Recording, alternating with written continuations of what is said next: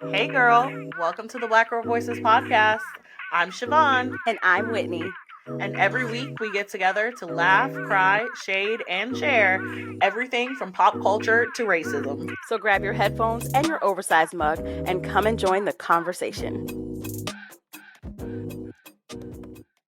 Welcome back, Black Girl Voices family. Hey. Everyone is doing well. By the time you're listening to it, the world shall be just a little bit lighter because Cowboy Carter has released. Hallelujah. And we will be talking about it, of course. Okay. Lord have mercy. We shall be talking about it. But how are you doing this thing? I always feel like it's been like a week. I know. And then it always feels like we haven't talked to each other in like a month. Right. But I haven't talked to my Shivaun in like I know. 6 days. Normally we can normally we're like Instagram messaging each other back and forth or like texting. Yeah. But I was gone. I was away. Went on a little cruise. And you deserved. Yeah, as deserved, yes. Mm-hmm. But no, we didn't talk. So how have you been? Child, just trying to keep the employer, also known as my 3-year-old, happy. I'm going to start the show every week with this because it is a constant battle and a constant struggle to keep tiny humans joyful. And this one, I feel like I say this all the time. It's she one just thing turned to 3, raise, right? November, yeah. Oh yeah. Yeah, so she's like 3.5. So she's getting close to 4. So I was like, okay. It's one thing to raise a free black girl. It's a whole different thing to raise a free black girl. Those who get it. My goodness. And try to keep her free and try not to encumber her, but be like, oh my God, like so many opinions. But like, I love it. We're joyful over here. How are you? How did you bring back any sun for the rest of us? Because some of us are living in gloom and doom since April turned. I don't know if I'm being spited for going on the cruise. I came back. It's gray. It's cold. It's rainy. It's been rainy for 3 days here. 3 whole days. Which brings me to my first grievance. Fuck that groundhog. Liar. Fuck that groundhog. Did you hear he had a family? I didn't know he had a family, but I know what he does have. He has the audacity of a mediocre white man. Girl, what? He's not good at his job, but we keep employing him over and over and centering him over and over and over every single damn year. As a Pennsylvanian, I'm going to take grievance with that grievance because Punxsutawney Phil is very well. Listen, Punxsutawney Phil can go to hell. Aren't we supposed to be seeing spring? We are. April showers, girl. But you know what? It was really Clifton who said something so simple but so profound to me, right? In my 34 years of aging, did not think about it like this. Clifton y'all is my 6-year-old. He said, well, mommy, if the groundhog says that there's 6 more weeks of winter or that there's just 6 weeks until spring, then it's still 6 weeks. And I said, oh shit. You know, the baby is not wrong. Oh shit. It's 6 weeks either way. It's going to be 6 weeks either way. So again, the audacity of a mediocre white man. He's just been saying shit. It's just for fun, guys. I'm taking grievance with it. I saw a report that said for the first time ever, Punxsutawney Phil had a family. I was like, y'all didn't let this groundhog have a family? Like, what is wrong with you? Like, he's a groundhog. He's an animal. He doesn't know that he's supposed to be predicting the damn weather. Was he silenced or was he silenced? Oh, if you Lord have mercy.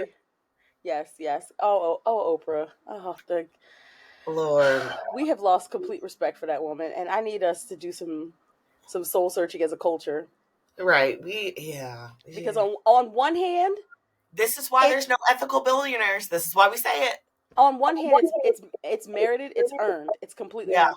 And on the other hand, I feel like somewhat of it feels like this feels like an anti-black, anti-woman thing. So I have to be careful about the dance I do around that because there are legitimate criticisms of Oprah. Yes. Very legitimate criticism. And I will look those people in the face and say, you know what, you got a point there. Like, why are you asking for money for Maui when you could easily just call down to give money to your personal bankers? I'm sure you have many. And tell them go ahead and give these people some money. Now, what would have been great, and that's it. I'm sorry, I just took over your grievance. I'm sorry. No, child, because the way my brain works, okay? The way my brain works, I'm sorry, but like I'm like, what would have been great is if she said, "I'm donating $100 million to such so, and if you would like to partner with me, yes, then please feel free. But this is what I'm doing, or I'm going to match every dollar by like 10, 20. I don't know. Something. Every dollar y'all donate, I'm donating 20. Something like that. Like something where it's like, I'm opening up my purse, but you guys should open up your, like, if she wanted to encourage that. Otherwise, girl, open up your purse. And I do think, to your point, though, I understand what you're saying, because while, again, there is a very, very legitimate reasons to criticize Oprah, aside from Maui alone. She's legit. She's before all that. Before all that.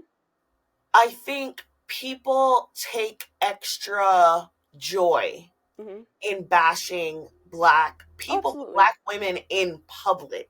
It's like, oh, wait, we're jumping on a Black woman hate train? Yes, let's do it.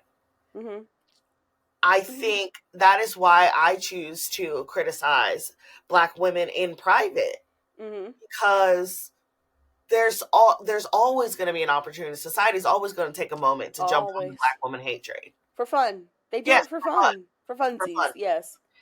Yeah, child. But on another unserious grievance, here's why the TikTok ban would bother me. Oh, who's gonna put me in y'all's business?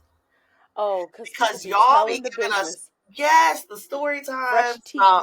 Yes, why this person divorced you? Why this person's fighting with you? This woman. Let me tell you the story, because child, it was on a roller coaster. So her husband is deployed in, I think, Germany. Okay, and he had been gone for like 10 years. Yes, like years or something like that. It was a very long time. It was in the years. That's not your husband. Child. I never heard of that long of a deployment. Never. Maybe there is some, okay? I'm not saying it's not true. I'm just saying I've never heard of it. I've never heard of it. I'm just saying I've never heard of it, yeah. But he would come home like here or there. Anyway, she starts getting lonely and she cheats. Okay, we're not condoning the cheating. We're not condoning cheating, no. Okay. She starts cheating with this man. And she just has very like surface level feelings for this man. Like she's just there to, he's a warm body. On, yes, yeah. and leave. Like she's not even trying to like be in his space. Wife, yeah. So one day, I guess she goes to his house, okay, and she looks on the wall. Oh no! And she sees a picture of her husband. And so wait a minute, right? So she can't let up that, like, he doesn't know she has a husband either, which, whatever. So she's like trying to play it cool. She's like, oh, like, so she starts asking who different people are in the picture. Who's this person? Tells her, who's this person? Oh, who's he? Oh, that's my brother. All right, close the laptop. Good night, everyone. Then she sees a family picture with her husband, a woman, and kids. No way. She goes, and they have kids. I think they have like maybe 2 kids or something. I forgot. Anyway, so she's like, oh, is this his family? And he's like, yeah, that's his wife. That's his nephew. He has young kids. They live together in Germany. Girl, who's going to put me in y'all's business if TikTok shuts down? Because where's the best part of all this? There's more. Pregnant. She what? She's pregnant with the guy's baby, not the husband. She's pregnant, obviously, because he's been gone. She's pregnant with her husband's nephew or niece. Nice. Yeah, basically, she's pregnant with her husband's nephew or niece. And so she like came to TikTok to be like, what should I do? And everybody was like, girl, this is a mess. I can tell you what you need to do, but the internet's not going to like it. But anyway. Right. So now everybody's like, oh, you need to contact the military for adultery, whatever, because he'll get in trouble, blah, blah, blah. But child, who's she's pregnant. She's pregnant, but he's had this family for like a lot. Like he's been married for a while. Oh goodness! Who's gonna put me in y'all's business? Oh my! Because my life's not this interesting. No, I'm kind of grateful. I kind of like it peaceful. I'm so grateful. But I now understand, you know how people are like, oh, don't be afraid or don't feel like your life's boring. Just pick up the camera and record. I suddenly feel like my life is very boring. I'm very afraid. This is why comparison is the thief of joy. Because if I'm comparing my life to Risa Tisa or Homegirl with the husband and the German, or the young baby mom, man from Atlanta. Oh gosh! Goodness gracious! From Atlanta. TikTok's best hits. What are we doing? Yeah, someone needs to compile these. We can't let TikTok go for no other reason. Oh my gosh! If for no other reason than that. But then okay, and then my last grievance, and then I'm done. But this one is a little more serious. It drives me crazy to see all of the people who have said, that's not my platform, or like, that's not my lane. Like I stay in my lane when it comes to like humanitarian crisis and like racism issues or, genocide and all of these things as to why they can't speak on it because they're not informed or it's not really their lane or, hey, I just do clothing hauls. But then you're loudly and proudly speaking up about TikTok bans, right? That's technically not your lane. Okay, that's very political. I don't know how I got there, but it is right now. It's very political. But you're willing to speak on it because it affects you. It affects your coin. But what pisses me off more about that statement is, if that's not your lane, so then is it mine? Ooh. It's not your lane. And I'm speaking specifically to white women, white creators, because I've seen it a whole bunch come from them. When people call them out, like, hey, like, are you going to raise awareness? Are you donating? Are you something? Which, again, I tell you all the time, stop looking to these people. They're going to let you down every time. People are, not only because people are human, but also because, like, just put your energy elsewhere. Right. But I understand you wanting to know where some of your favorite creators stand. Hello. That's also important, especially if I'm putting money in your pocket by clicking these links and watching your videos and sharing and engaging. It's not wrong to just want to know where you stand. Now, the bullying and the death threats, like, y'all do better. Please do better. Because we've already said multiple times, if your humanity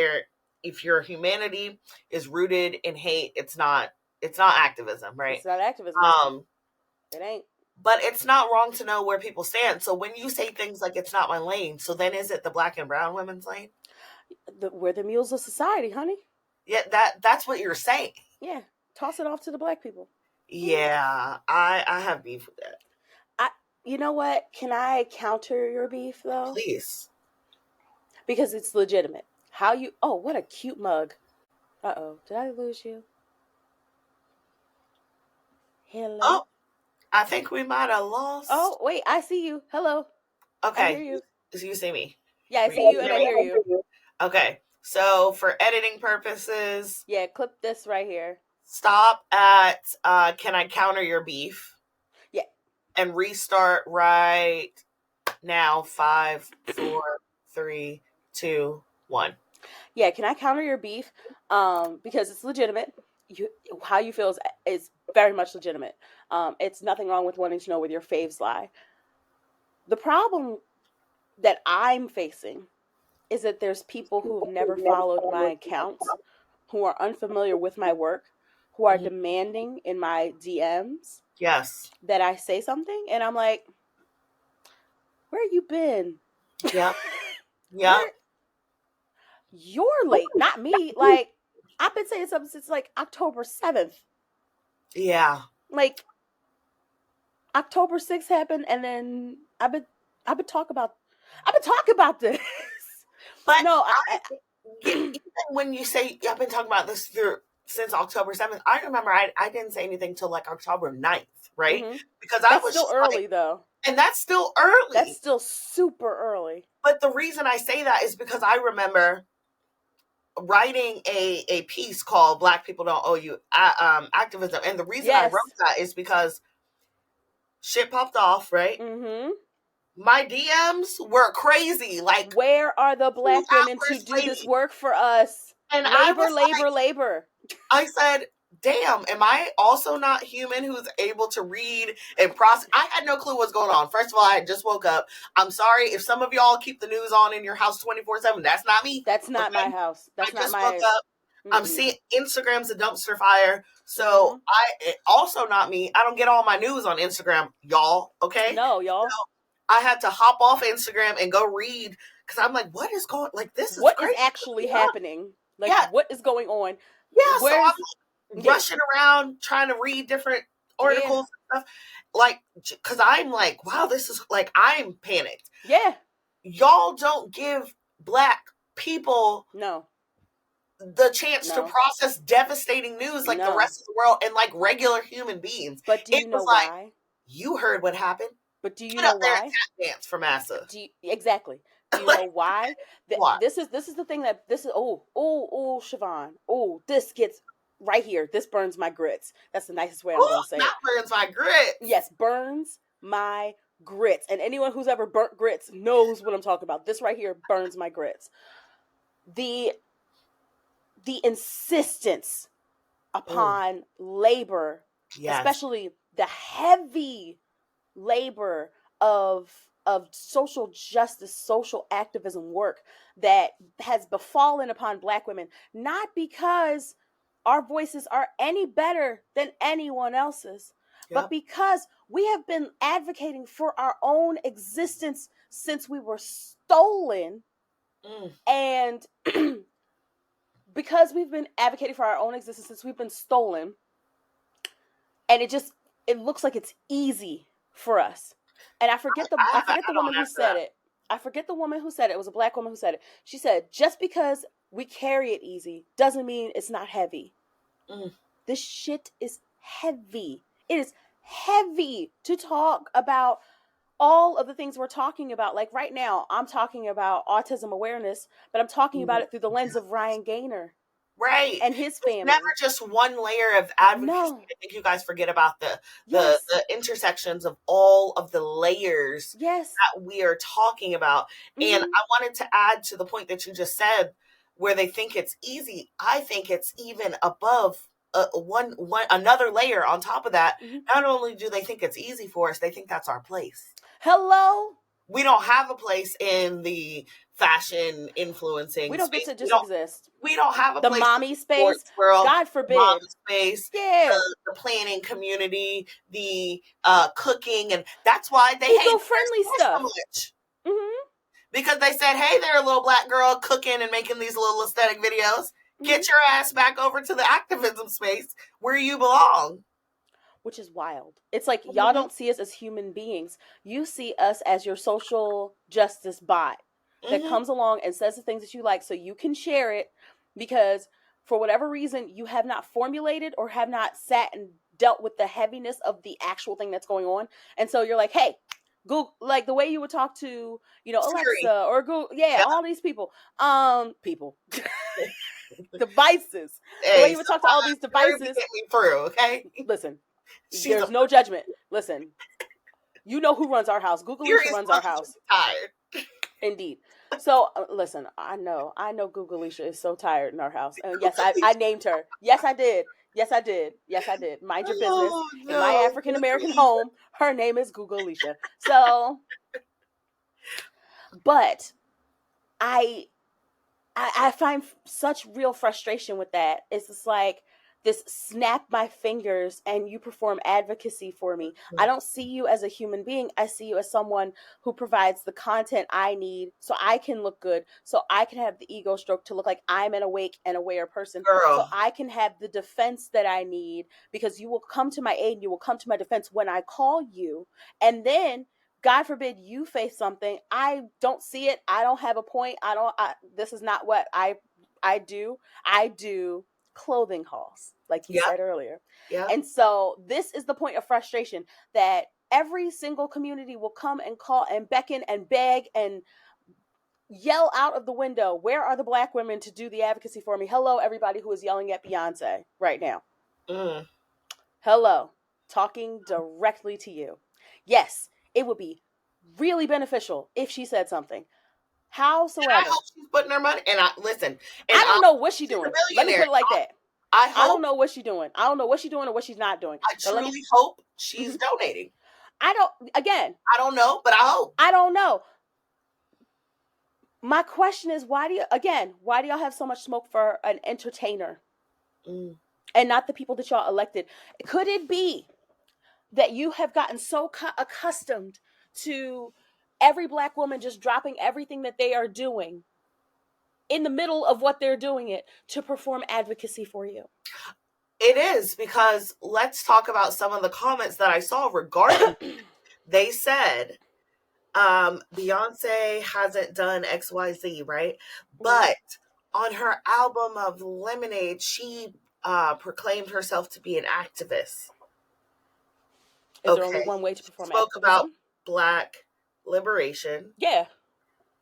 As a black woman. Yeah. Who deals with oppression of black people. Yeah. And wants to experience black liberation. Yeah.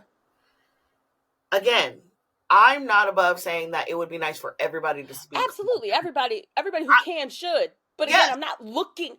Right. But I'm not looking. Yes. Shivaun, this is my problem with so many people. I think that, thank you for opening this up, because I guess this grievance has become like a thing embedded in my heart, and I haven't been able to have the time to actually sit with this. And thank you for giving me this right now. It frustrates me that y'all expect y'all's faves to be everything for you. That's not their job.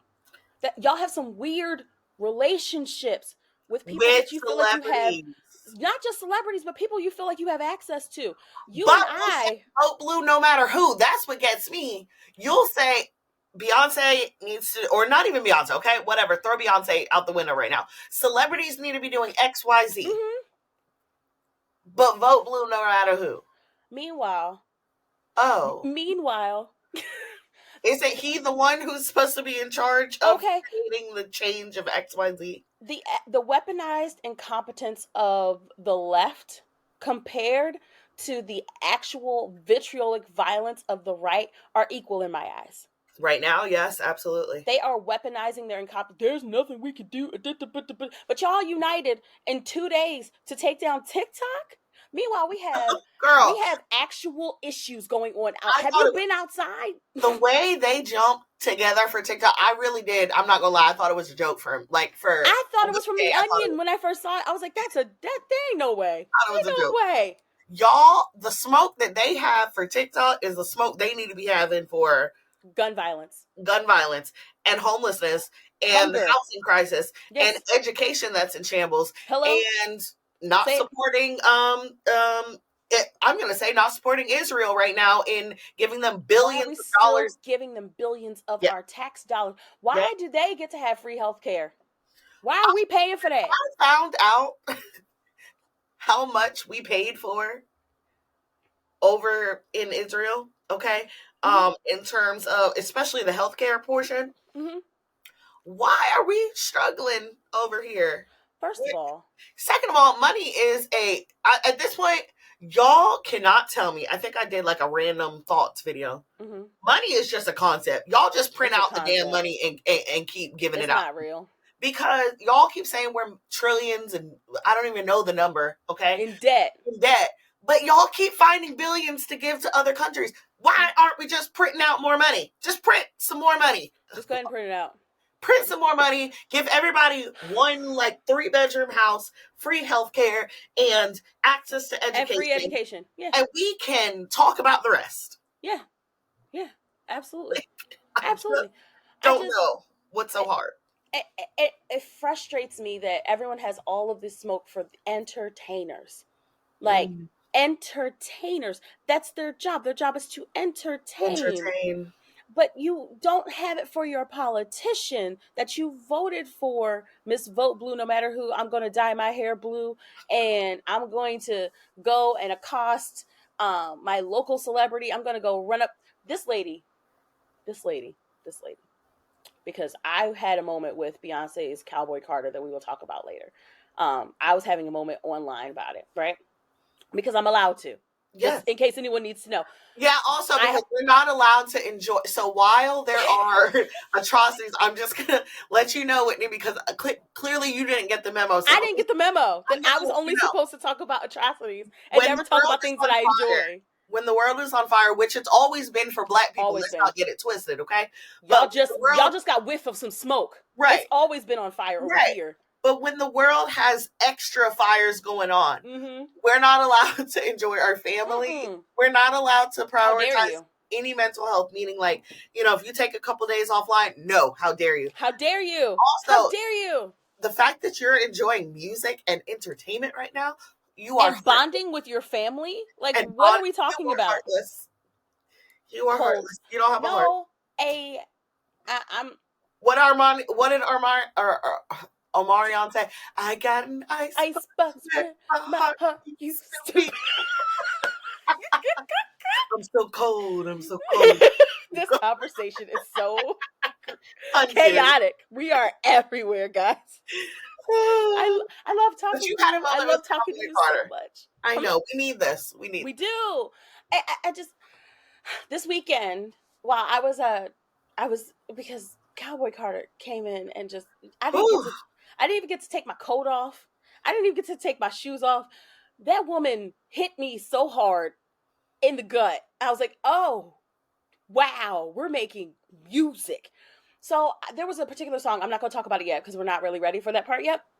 A particular song really resonated with me, like real deep. And a few people came on and said, like, you know, like, I really want to enjoy this project, but I'm really disappointed in Beyonce, or whatever. I'm like, okay, fine. I'm going to leave space for them to feel that. What pissed me the fuck off, and I don't use that word lightly, that F one, that waits for special occasions, like the good china, like the good candles. Not the good candles, because Black people really do be having good candles. We have good everything. And they never light them for a long time. No. Just a minute. Just for the ambiance. At the start of the dinner, they say the prayers, they blow them out. Y'all blow them out, yep. And you know where the good china sits in the cabinets. Yep. In the china cabinets. Lasted for 25 years. Listen, I was like, when was the last time you even pulled that soup tureen out? Who even uses a soup tureen anymore? And you know what niggas say? Don't worry about it. Don't worry about it. It's not my business. I was just asking questions, Gran. Sorry. Sorry. But a white woman, jumped into my comment section and cussed me out. Cussed me out and cussed another Black woman out about simply enjoying a song and talking about the history of the song.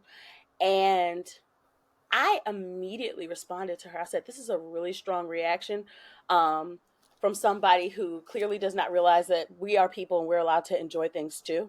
Mm-hmm. We're allowed to have happiness and joy. And if you think our only function is to be your social justice bot, then you are clearly in the wrong spot. And you're clearly guilty of what your ancestors are, which is enslavement. Jesus. I'm a bully. She deserved it. Really a bully, though. But in the best way. Like, she deserved it. I'm having a moment digesting music. Something that I really don't get to, like, it sucks. And I'm just going to be really transparent here. It sucks because I try to have these moments where I could just be Whitney. Exist as Whitney. And I can't, because either I'm every stereotype of a Black woman that you have, or you've come to me because you've seen my social justice work, which is cool, welcome. But also I exist outside of all of that. And that's the point. I hate that for you, and I hate that for me. I hate that for all of us.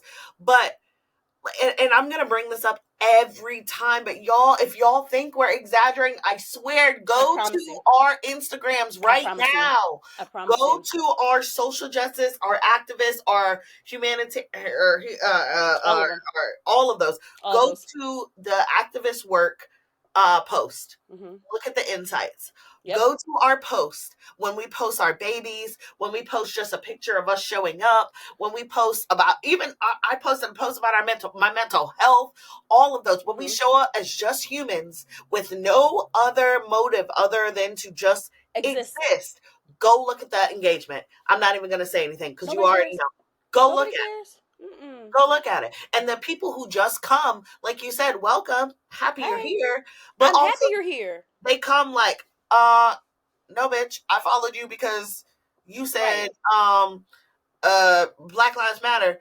And even though you're a Black woman and you exist within the systems that you're trying to teach me, okay, about, you haven't posted in 2 business days about Black liberation, not understanding that me existing is Black liberation.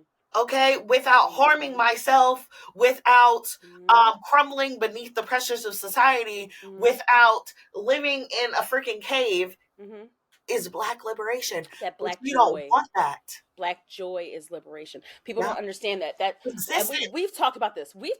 Yes. That our liberation work does not stop at equality. Like people keep arguing about like, equality, equality. No, it stops at the total freedom of all people. Like you as a white person are just as tied into the system as I am. The only difference is they lied to you and made you feel like you're free. But who has to hold the tether? Who has to hold on to the stereotypes? But you know what, Winnie? They understand that. They understand deep down. They understand that. That is why they're cracking the whip and forcing us to get back to work, because they understand, okay, if they're doing the work, I'm getting free. So I'm going to use them to get the work. So when they rest, okay, if they're all resting, that means I have to do the work to get free. I don't want to do the work. I want you to be doing the work. Get back to work. Get back to tap dancing. That is, they understand that. I think deep down, they truly understand that. And that is why their expectations of us are so high and go so deep. High expectations for people that you know on social media. Low expectations for people that you vote in. And that is where I draw the line. Like, I am not your savior. I am not here to rescue you. I am not here to do the labor and do the work for you. It is up to you to do the work. Because here's the thing. Here's another thing that people miss. If you're actually doing the work is being done on you. It's not being done for everybody else. So for everybody who's jumping out here and wants to tell everybody how they need to act, how they need to behave, what self-introspective work have you done to dismantle your bias? I'm so tired of the othering. I had to tell somebody in my comment, a white woman one time, because they love to be like, yeah, well, what these white people don't do. These white people, girl. I gotta, I'm petty, so y'all can't see me doing it, but I gotta click on the profile picture and zoom in. And go, if their profile is a private, go and look at the pictures. And I'm like, I don't like to assume, sis, but, rubs hands together. It's looking like you're part of those white people. Like, stop othering yourself from the problem, because no matter how much work you have done, it's the problem. And you know what? Jane, what the hell is the damn old lady? She is a perfect example of you can never fully arrive at anti-racism, no matter how much you think you can. That lady has been, quote unquote, doing the work for years, decades, and that she still sat in that room, said the N-word, was called out on how she made that person feel, or just in general how they felt about it, and doubled down, because her white fragility will always be at the forefront, because it's ingrained in you. I don't care if you're 102 years old and you've been doing the work since you were 3. Right.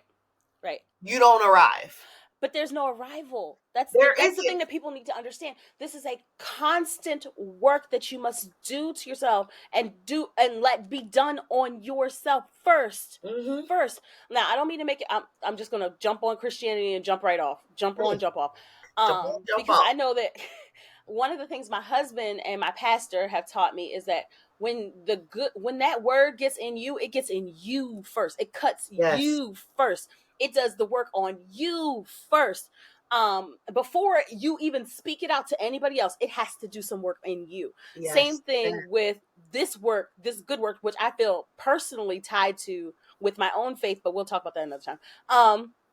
How I operate, I operate from a place of faith, and in my faith practice, I believe that all of us are God's children, that we're all creating God's image, and hence why I act like this. Because we're all not being treated like this. But that's a personal thing. I'm not going to say that for everybody. This is not for everybody. This is for me and my own. But if you're doing the work, it needs to be dismantling things within you. It needs to be disarming things within you. It needs to be tearing stuff down in you regularly. Yes. There's no arrival. That's the thing that you got to get out of your capitalist mind, that there's no end to this. This is a process. When it ends when you stop breathing.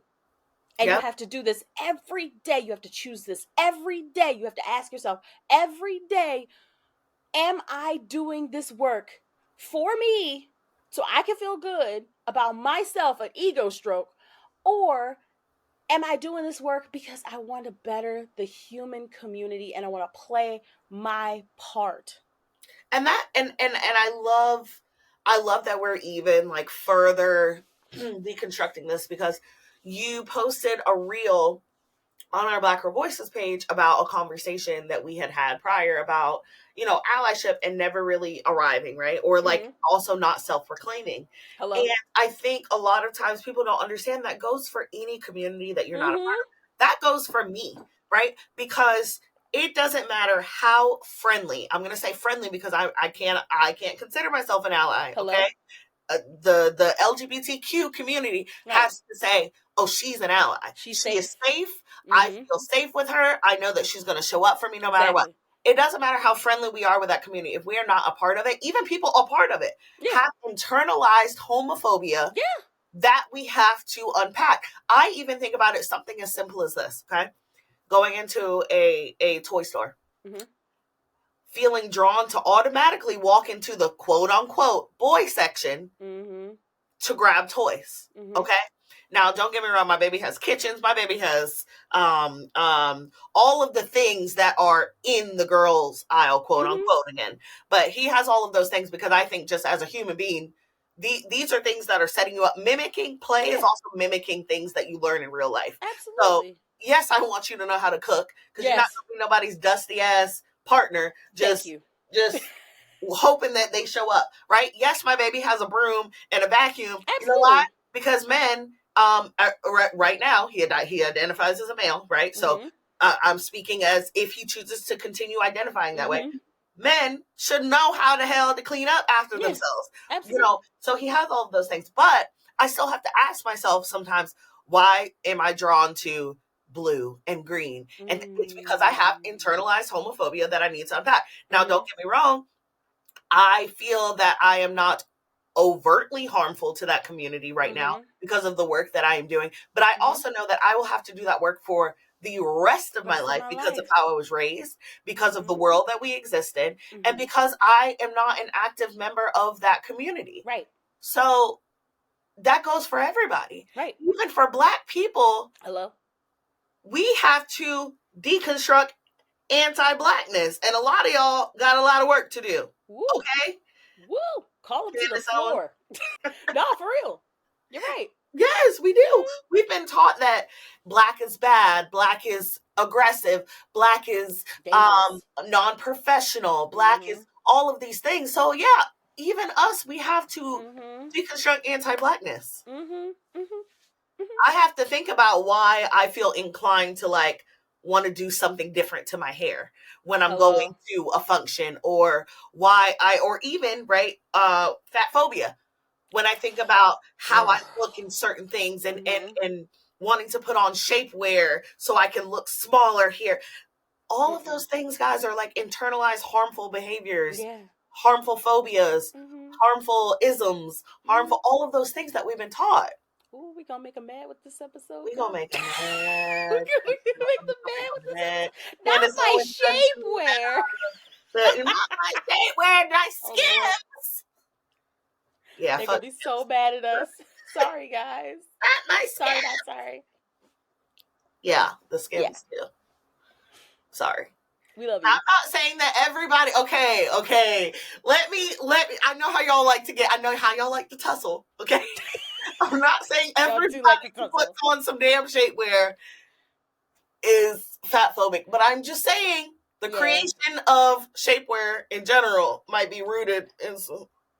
Okay, that's it. Everybody you want to look up where origins of things come. We're not saying that we're not saying that everyone who straightens their hair is anti-black, but what we are saying is there are some, because here's the thing. Shivaun did a really good job of saying some, a few, yes, I did. A bunch. I did. She said, but notice how she did not say a magical word. All. I did not say all. She did not say all. So anyone who gets in your feelings, guess what? My pastor also tells me, hit dogs, holler. So if you get in your feelings about this, maybe you have something deep down inside that you need to work on. I'll go a step further. If you don't have money for a pedicure, this isn't the podcast for you. Because you're going to need one by the time we get done stepping on your toes. Sorry, I'm done. Guys, I'm sorry. We love you. I promise we love like you. A pastor with that one. Yeah, you did. I was just going to let you keep going. Go on, girl. Well. A little head shake. A little head bobble. A little church head bobble. Where's the white handkerchief? Well, I used to be like, please, with these white where do they keep coming from? Where y'all buy these from? Why are you throwing them at him? Why are you throwing things at the pastor? I'm uncomfortable. The visual. Or what gets me, okay, sorry, one grievance and then we're back to regular. I don't want to turn to my neighbor. Leave me alone. Oh, please. I don't want to talk to my neighbor. I don't want to. Oh, they heard you. They heard you. Now, if I know my neighbor, I'm going to turn to my neighbor because I'm annoying with my friends in church. To my husband, my children, yes. Yeah, absolutely. If I was sitting with a friend, I would tell them, I don't want to tell my neighbor. They heard. I want to tell a stranger. And then y'all are telling them, turn to your neighbor every 10 seconds. Please stop. Look at your neighbor. Grab their arm till you can and shake him till you shake it off. I don't want to assault this person. Please don't touch me. Especially if it's like, okay, I've been in really awkward positions, and I realize I've been in awkward positions in church because there's been times where people have had like crushes on me, and they no, yeah, girl, that's for the Patreon. That's for the Patreon. Look, scandalous church stories. Scandalous church stories. Oh, goodness. We're gonna have a good kiki on that one. That's gonna be funny. Oh Lord. Yes, but no, you made excellent points. And I think that a lot of times Black people, because we've been doing this work for so long, and it's required, not required, but it's insisted upon that we do this work, that we don't often see ourselves in this work. And so I think that's a great reminder to us that, there are communities that we don't belong to either. Like, I was just talking about autism, the disabled community, like I currently am not disabled. Right. And, I don't know what that feels like. I don't know what any of that is like. I don't know what any of that life is like. But I try to be a friend of that community. I try to be thoughtful about that community in the ways that, different individuals in that community would operate and how to be a better assistance. Yeah. And I think that because we've been doing this work for advocating Black people, we have to also remember that there are communities that we don't belong to that we can also add our voices to, and they don't always have to be Black. There's a lot of always that too. Yeah. I think that you brought up some really, really valuable nuggets in there. So, well, what I do want to bring up. Yes. What I do want to bring up. Yes. Okay, that's it. Because you're not gonna get us banned. For a cease and desist. You're not gonna get us banned. We love that lady. That was less than 10 seconds. I just want to make note. She grabbed the back of my neck with that song and drug me through the rest of the album. So I want you to share your experience because I haven't had like a moment alone yet to listen to this. But what I will say, I listened to the album front to back. Mm-hmm. I want to almost A-Town stomp somebody because nobody told me I needed to be alone. I listened to it on the damn plane. Man, you had to be by yourself to listen to this. To the window, right? You have to be by yourself because the reactions. I turned to the window and there's like a single tear just. People gonna think you broke up with somebody. This is what I'm gonna say so far about what I've heard, and I feel like we can definitely do a deep dive. Maybe we'll do like a piece on Patreon. I think that'll be good. But y'all, this was not an album. This was an experience. That's number one. That's because and this is just one of the small ways that it was an experience. If you listen to the album, I like to listen to any album that I listen to, especially the artists that I really appreciate, from the first song to the I don't skip around for the first listen or the second listen. Yeah. The way that the songs transition to the next song, I almost didn't know the last song ended. Yeah. Because it was such a cohesive way of storytelling. Secondly, starting with American Requiem and ending with Amen. My God. Chef's kiss. Okay. Lastly, I think for me anyway, I love that people can say what they want about Beyonce, but she always pays respect to the people that came before her. Listening to the people that she had on the album. Also, Willie Nelson, that was so cute. Wasn't that adorable? Right? So cute. But then having Dolly Parton on there. Yeah. Amazing. But for me, it was, I think it's Daughter. I think we're missing, is it Daughter? I think we're missing that this is a domestic violence I think she's paying tribute to domestic violence. If I'm talking about the same song, where she's talking about a dress too tight to hide the bruises and things. Oh. She's talking about not necessarily of herself, right? Because I know people like to dig. Take. Yeah, I know people like to dig into like, oh, her experience. I don't know what this woman experienced. I'm talking about music, okay? Yeah. I think she's talking about getting her lick back. Or just like the passion and the rage of which she turns after experiencing domestic violence in this song. I want you to listen to it with that in mind and then listen to the lyrics and then see if you get that. Now, I also think this is the beautiful thing about music because what I get from it, you won't get from it, Sally won't get from it, Bob won't get from it. Exactly. Because it's just so beautiful. And then lastly, bounce on the shape. Listen! I appreciated this album, and again, that's one listen. Okay, so I know those of you dusty ass Yeehaw Yolandas, okay, who said I just got done listening to the album and it had been out for 16 hours. There's no way that you came up with those dusty dissertations on why the album was lazy, lacked creativity. There is nothing lazy about this album, even if you don't like it. If you just don't like the music, you're fine. You're entitled to not like things. Lazy and lacks creativity when it literally took us through an experience, and then on top of that, talks about the history. And the way, and what I really appreciated too is I feel like personally this is the most vulnerable Beyonce's ever been with us. For her to talk about how she felt left out, ridiculed, and disrespected in a whole genre of music, and how they pretty much said that she couldn't do it. Yeah. And she's got all 26 songs on the top chart right now. For her that is the epitome of what it feels like. And you know what? Someone said it, a white man actually said this really beautifully on TikTok. Beyonce doesn't make music for white people. She makes music for Black people to experience, for Black people to enjoy and feel. And white people, you are a guest and get to listen to the experience. Yeah. Which is what we've been saying since Lemonade. Honestly, because that was for Black women. For her, she affirmed us so many times about how the world would constantly tell us we don't fit in, we don't belong, we won't be successful, we can't do it. And then for her to show up and be like, kiss my ass. Yeah. Y'all, and again, that was just one lesson. So, Whitney, take it away. But I want to cry just reciting back my thoughts. It's beautiful. It's a masterpiece.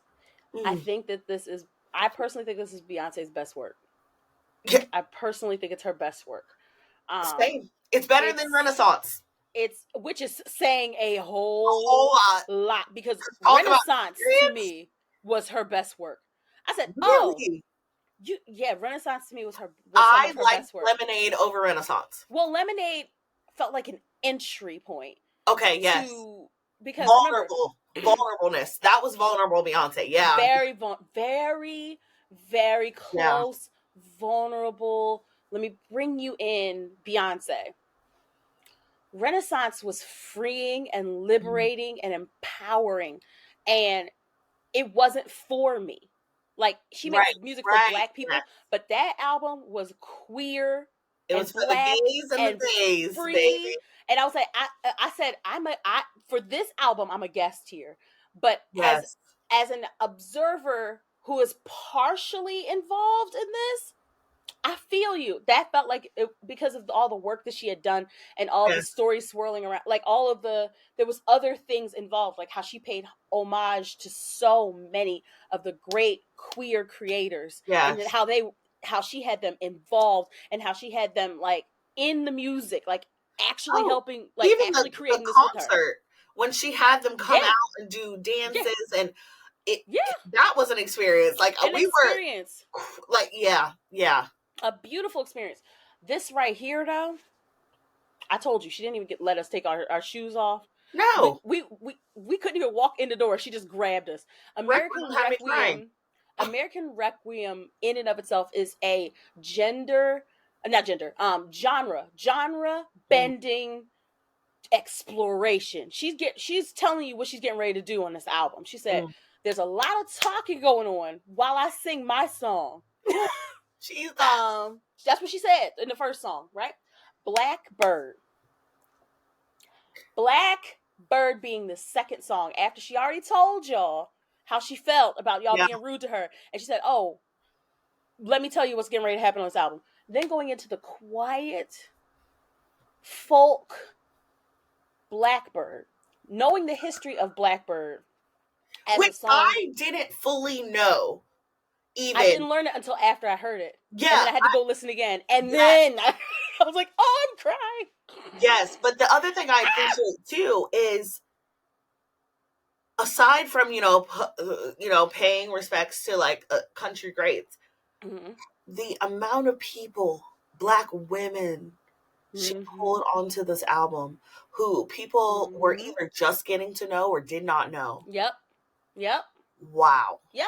She didn't have to do that. No, not at all. No. For what? Why? Why? I mean, why would she? Like, what did she She doesn't need to feature a single person on her albums. The fact that she goes into these genres for these acts that she's doing. When she did Renaissance, she deliberately, intentionally reached out to the Black queer community. Now she's reaching out to the Black country community. And then I feel like she was being petty by getting Dolly Parton and Willie Nelson on there, because everybody said, like, oh, she's not gonna make real country music like Dolly Parton and Willie Nelson. Right. Well, look at here. Right. Look at here. Like she said in the song, look at here. And then I actually didn't know like what constitutes quote unquote as country, but someone said there had to be like a certain amount of like musical whatever on there, and every song had the whatever it was, a certain amount of strings and something. I'm not a music engineer. Cool. No. Every song technically did count as country music, but y'all, her voice is her voice. She's always gonna have soul in her voice. And if you listen to Black or country music before it was gentrified, okay, it sounded a lot like blues. So the reason you're used to country music that doesn't have a lot of soul in the voice, or that even sounds a little bit more on the poppy end, because that was interesting to me, that some of the same people who are like, this ain't country, were die-hard Taylor Swift fans. And I'm like, y'all, that's from Pennsylvania. Or Shania Twain, who's from Canada. But Taylor Swift sounds very poppy. And again, just because it's not I don't yuck people's yum. So just because we're not saying we don't like her. I'm just saying that it sounds like it. Let's call it what it sounds like, and that's okay. Like, she knows the music that she makes, and that's fine. But what I will say, Blackbird being a sleeper civil rights song was not on my bingo card, and learning that and having her have those 4 Black women artists sing that song with her, and how Paul McCartney explains it, because in the UK, a bird is a girl. So black bird, black girl. Oh my gosh. Yeah, he was talking about yeah. And really beautifully. If y'all go look on Black Girl Voices page, we reposted his video, or their video, because I'm sorry, I'm not going to assume his gender, their gender, but we reposted their video on our page, and my God, it was broken down. So gorgeous. Oh, Garrison does the damn thing when he wants to. Like, he's a really great creator. Great creator. I'm going to skip over 16 characters. Actually, I'm just going to highlight just a few songs, because a few of them, like, made things jump out. Protector tore my ass up. Oh my God. Protector tore me. That's the single tear. No, I was broken. I was broken in my bathroom, because like I was getting ready. I was brushing my teeth, getting ready for bed while I was listening to this album. That little baby came on and asked for a lullaby, and I'm like, I heard my baby's voice, because like my baby asked for a lullaby every night, and so I was like, oh my God. And she said, the lady that lady said, even though I know someday you're gonna shine on your own, I will be your projector. I know one day you're gonna shine on your own. Yeah. And wow. And it also brought me back to Blue, how like she brought her up on stage. And now doing this song with Rumi. Yeah. They dance together, and then she lets her kind of finish doing her thing. Yeah. Oh, like she said, listen, I know you're going to do this on your own. I'm going to, for as long as I can, be the amplification for you. And I want some of y'all to hear that listen. That part, because it could be so much more than your children.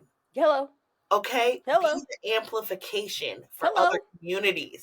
Because some of y'all want to step into these spaces and be the voice, when all you need to be is the amplification. Hello. To protect us. Hello. No, she said, I first saw your face in your father's gaze. There's a long line of hands carrying your name, lifting you up so you will be raised. And I'm like, ma'am, I don't need to be sobbing about my child that I just put to bed. Like, ma'am. Makes you want to go call in her bed with you. Oh, listen, I was inches away. I sat outside her room and just like, get it together. You gotta get it together. Oh my gosh. And then let me tell you what that little child did. So I had the album, the clean version, playing while I was like getting her breakfast ready. And I look in the living room and she's dancing. I didn't even know there was a clean and dirty version, y'all. Oh yeah. There's always two. But she's dancing and she looks at me, she's like, come dance with me, mommy. By the end, I'm crying into her hair. It was so bad, guys. Transparency moment. But I will cry at a drop of a hat. Then that's followed by My Rose, which it's a gorgeous song. I think we talked about Jolene.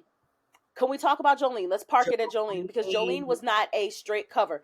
Jolene was edited, and what I learned today, because I didn't see it as this point, Jolene's not written from Beyonce's perspective. It's from Tina's.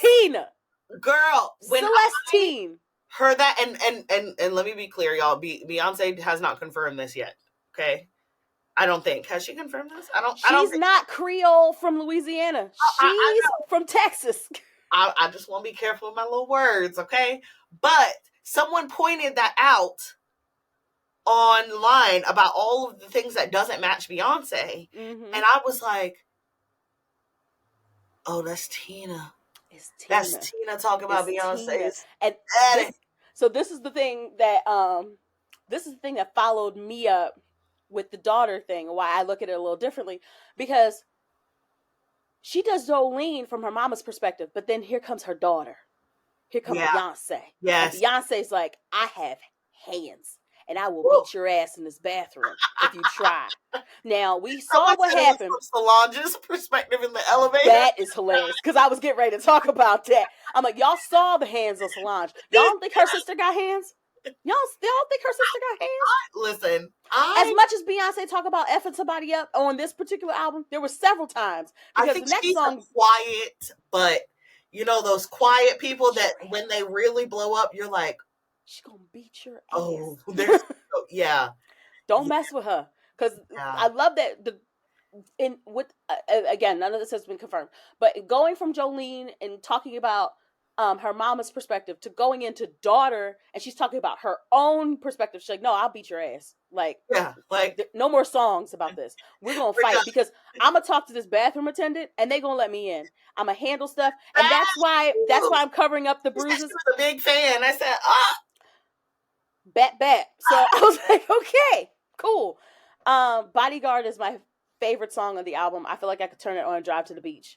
Yeah, that's what it felt like to me. It felt like a 70s/80s drive to the beach with a little scarf around your head and the big sunglasses with the top down. Yes, it just feels good. You're driving down like a palm tree road in a pink convertible. That just feels good. Felt like the Barbie movie. Right.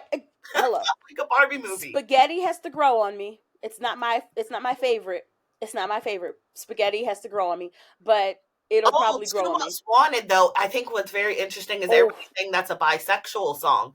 I have to listen to it again, but there are people from the community who have said if you listen to it, she's talking to a woman. So I'm like, okay, I'm about to give that another little listen. Again, it's not my favorite. Really? It's that, and Levi's jeans is not my favorite either. I love the shout out to Levi's. Levi's jeans, because I love the shout out to Levi's jeans, because Levi's was the first big company that wanted to dress Destiny's Child, because there it goes again. Sorry guys, whenever I do a thumbs up, something happens on my computer. Levi's jeans was the first company that ever dressed Destiny's Child, and Beyonce comes out and talks about how like nobody wanted to dress these curvy girls, Southern girls from Texas, except for Levi's. So the shout out to Levi's on and how she talks about how I'm couture in just my t-shirt. Beyonce, remember how y'all treated her. Oh yes, she ain't forgot. Don't worry, and it's going to keep manifesting itself to y'all. What did Miss Celie say? You do right by me. You do right by me. What else was Yaya is a clear favorite. Yaya is a clear favorite. Oh, Yaya's good. Everybody loves Yaya, and I need the energy of Tina Turner with some fringe on that song. Like y'all need to move your body. I'm talking about everybody. Everybody I see who want to do Yaya. You need to move your body. You need to be exhausted, panting at the end of that. I will say, Miss Beyonce, okay, Miss Giselle, Miss Carter, okay, Miss Knowles Carter. Mm-hmm. I would like to buy a house this year. Please, we're going broke. Please, she don't care. She's coming for your coins, ma'am. Keep the tour in 2025.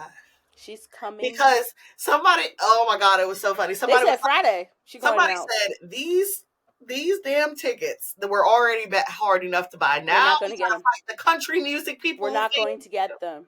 We're not going to get them. I'll wait for the film. Thank you. Because I need to be in it. I need to be one in the number. I want to be one of the number, but I don't think that it's going to be a thing. Here's the thing: if any PR firms or companies need us to cover it, if you would like. And we can give you, y'all want the pieces? We got your pieces. Yes, we got all of it. All of it. Yes. You want our hair to get done by Sacred? Absolutely. Yes. Tell Miss Tina she can come and do whatever she wants. Whatever she wants. That's fine. I'm fine with it. Call our people. And by our people, I mean us. We don't have management. Us. That's coming in the future. I'm speaking it. Amen. But y'all. I'm going to jump. I'm actually going to jump to Amen. Because I love the tie-in from American Requiem and how you can listen to it in a loop. But I also like how if you listen to Amen and then start with I'm That Girl on Renaissance, they go right into each other. She's just so... She said, these motherfuckers ain't stopping me. That's what she said. That's after she has just vented about how y'all raggedy, dusty, crusty people at the Country Music Awards acted towards her. After she got real free from going through Cowboy Carter, after she did that, she got even freer in Renaissance. She said, and now I'm going to shake my ass. And I think all of her music is a timeline of Black liberation, right? Because you have this time of like respectability politics, and I'm in this chokehold and box of like what society wants me to be. And then Lemonade is like, I'm hurt and I'm enraged. Fuck your respectability politics. I'm smashing shit, burn the city down. Okay, and then ladies, let's get information. Yes, then you have Renaissance where it's like, I'm not letting your racism and your hate get to me. Like, I'm living life. I'm enjoying myself. And then you have Cowboy Carter that's like, I'm coming out on the other side of all of the boxes you try to place me in, and all of the oppression that you try to suffocate me under. Right. I'm coming out on the other side, and it's almost like a ha-ha, and what? Right. Let's not forget, though. Let's add some spice to that gumbo you just made, because that looks delicious. I'm just going to add a little spice. I'm just going to add my own little seasoning to it. Let's not forget how she was hired to create the album for The Lion King. Yes. And the Afro beats and things like that. And how... the global fusion of those things. And then don't forget the album that she did with her husband, the Carters. Her song is called Ape Shit. Yeah. And the visuals is her dancing around the Louvre being black as hell. Essentially saying, I'm gonna bring this blackness that y'all don't like, I'm bringing it wherever I go. Yeah. Yeah. I'm doing whatever I want and I'm bringing it wherever I go. So this Louvre and these fancy labels you see me in, I'm black as hell. Yes, and I think that was under, like a lot of people miss the reasons why they were in those fancy dresses. They just thought, oh, like it's a cool cover. No, guys. The song is called Ape Shit. Think about what they call black people. Yeah. Put it together. Like, and this none of these are stretches. None of these are leaps. No. You could actually go look these things up, because I know some people are like, oh, that sounds like a reach. No, guys. What do they say? Is your back hurting from all that reaching? That's a very dramatic way of saying that it went over your head. That you're swimming in the shallow end. Come a little deeper. Way of saying you don't have the depth or the range. You don't have the range. And you know what? It's okay. Not everybody has the range. Not everybody is capable of having it. That's such a fucking dig. Yeah, it is. Say like, no, everybody doesn't possess the range. It's okay. Listen, I could go on and on. So I'm going to let y'all sit with that there. And those of y'all who don't have a range, I'm going to go let you find some. Enjoy. So, we love y'all. And we'll see y'all next time. Bye.